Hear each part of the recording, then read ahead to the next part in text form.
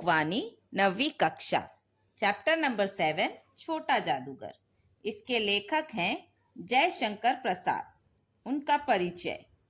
जन्म 30 जनवरी 1889 वाराणसी उत्तर प्रदेश। मृत्यु 15 नवंबर 1937 वाराणसी उत्तर प्रदेश। उनका परिचय। जयशंकर प्रसाद जी ने हिंदी साहित्य के छायावादी कवियों की 4 प्रमुख स्तंभों में से एक हैं। बहुमुखी प्रतिभा के धनी प्रसाद जी कवि, नाटककार, कथाकार, उपन्यासकार तथा निबंधकार के रूप में प्रसिद्ध हैं। कार्निवल के मैदान में बिजली जगमगा रही थी। हंसी और विनोद का कलनाद गूंज रहा था। मैं खड़ा था उस छोटे फुहारे के पास, जहां एक लड़का चुपचाप देख रहा था। उसके गले में फटे कुर्ते के ऊपर से एक मोटी सी सूत की रस्सी पड़ी थी और जेब में कुछ ताश के पत्ते थे। उसके मुंह पर भी गंभीर विषाद के साथ धैर्य की रेखा थी। मैं उसकी ओर न जाने क्यों आकर्षित हुआ। उसके आभाव में भी संपूर्णता थी। मैंने पूछा, क्यों जी, तुमने इसमें क्या देखा? मैंने सब देखा है। यहाँ चूड़ी फेंकते हैं, खिलौनों पर निशाना लगाते हैं, तीर से नंबर छेदते हैं। मुझे तो खिलौनों पर निशाना लगाना अच्छा मालूम हुआ।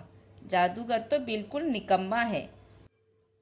उससे अच्छा तो ताश का खेल मैं ही दिखा सकता हूँ। टिकट लगता है।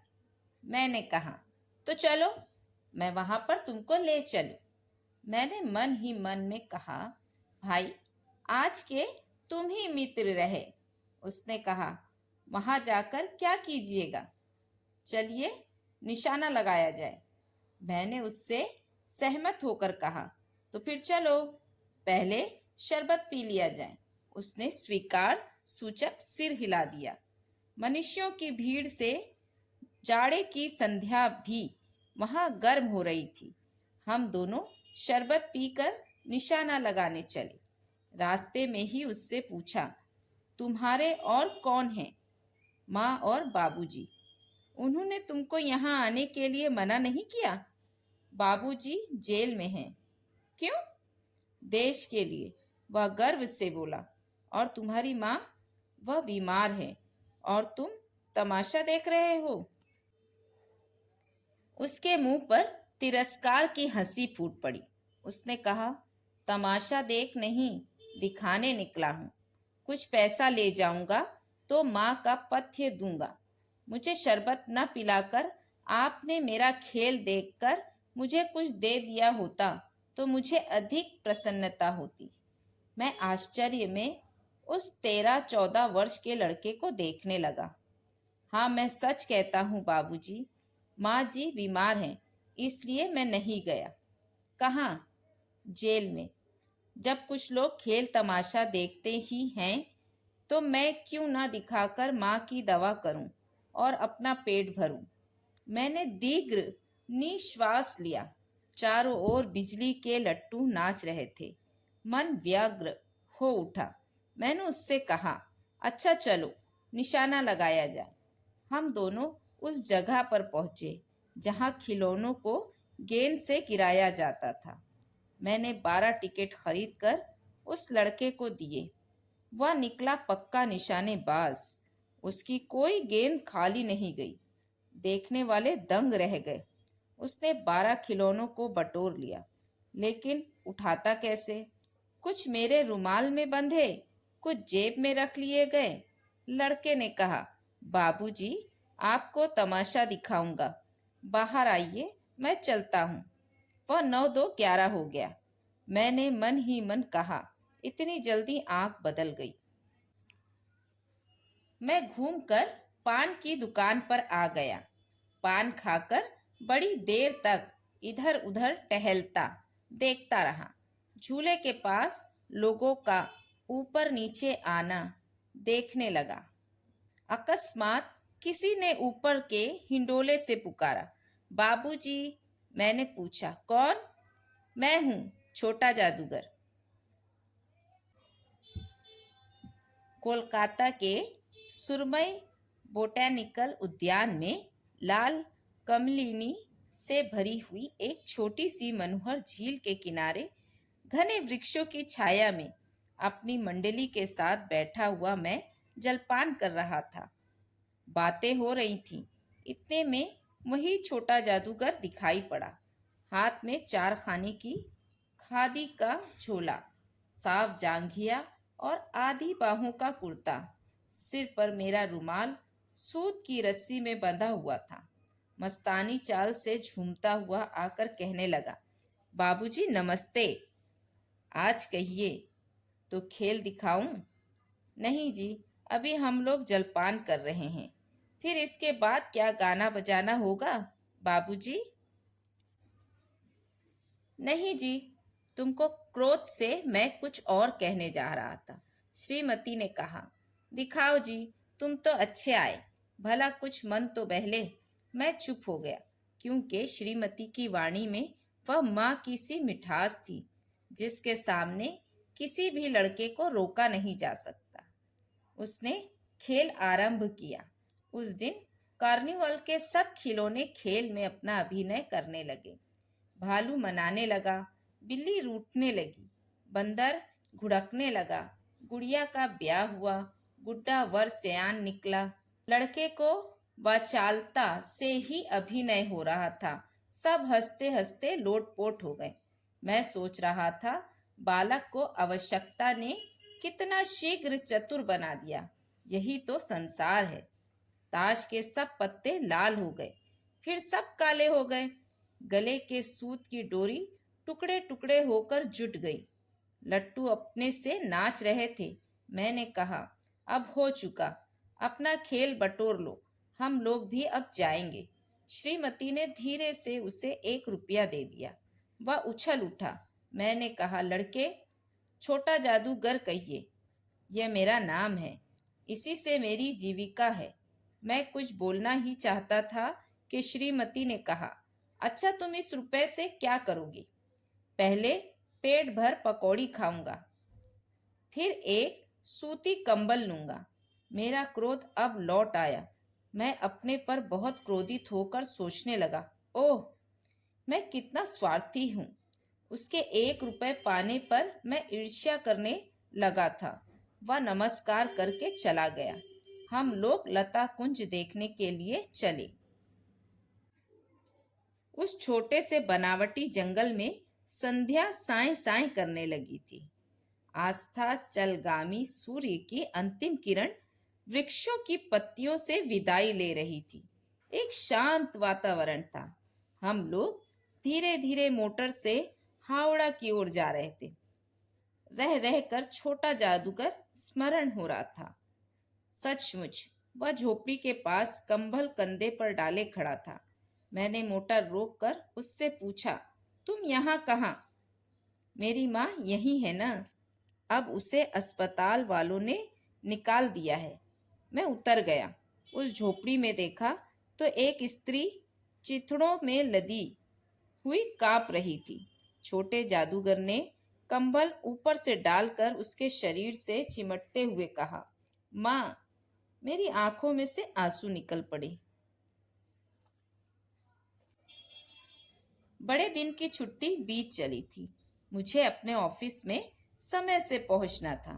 कोलकाता से मन ऊब गया था। फिर भी चलते चलते एक बार उस उद्यान को देखने की इच्छा हुई। साथ ही साथ जादूगर भी दिखाई पड़ जाता तो और भी। मैं उस दिन अकेले ही चल पड़ा।